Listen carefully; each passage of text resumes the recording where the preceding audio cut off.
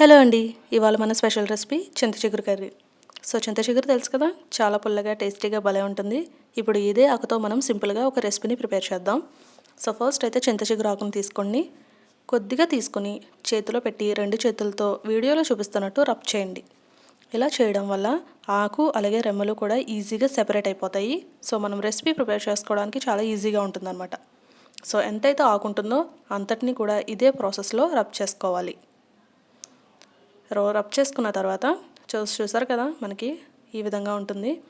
ఇందులో రెమ్మలు అయితే ఉన్నాయో అన్నిటినీ కూడా రిమూవ్ చేసేసుకోండి. రెమ్మలు ఉంటే మనకి కర్రీ టేస్ట్ అయితే బాగోదు.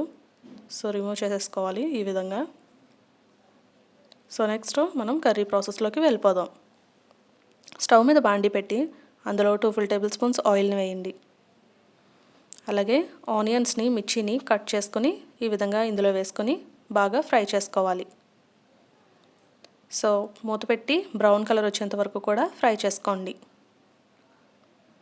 చూసారు కదా, మనకి ఫ్రై అయితే అయిపోయాయి. ఇప్పుడు ఇందులో ఒక 1/2 teaspoon పసుపు, టేస్ట్కి సరిపడా సాల్ట్, అలాగే 1 స్పూన్ కారం, వీటన్నిటిని వేసుకొని ఒకసారి వీటిని లైట్గా మిక్స్ చేసుకోండి. ఇప్పుడు ఇందులో 1 గ్లాస్ వాటర్ని యాడ్ చేయండి. ఇప్పుడు మూత పెట్టి వాటర్ని బాయిల్ చేయాలి.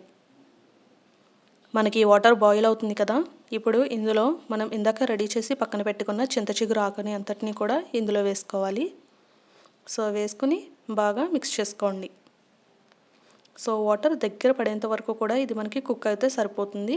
కాసేపు మూత పెడితే వాటర్ అంతా కూడా దగ్గర పడుతుంది. చూసారు కదండి, వాటర్ కూడా మనకి దగ్గర పడిందంటే కర్రీ ప్రిపేర్ అయిపోయినట్టే. దీన్ని మనం సర్వ్ చేసుకుందాం. ఇంతే అండి, చింత చిగురు కర్రీ. చాలా రెగ్యులర్ ప్రాసెస్సే అయినా టేస్ట్ మాత్రం పుల్లగా చాలా బాగుంటుంది. తప్పకుండా ట్రై చేయండి. అండ్ వీడియో నచ్చితే తప్పకుండా లైక్ చేయండి. Thanks for watching.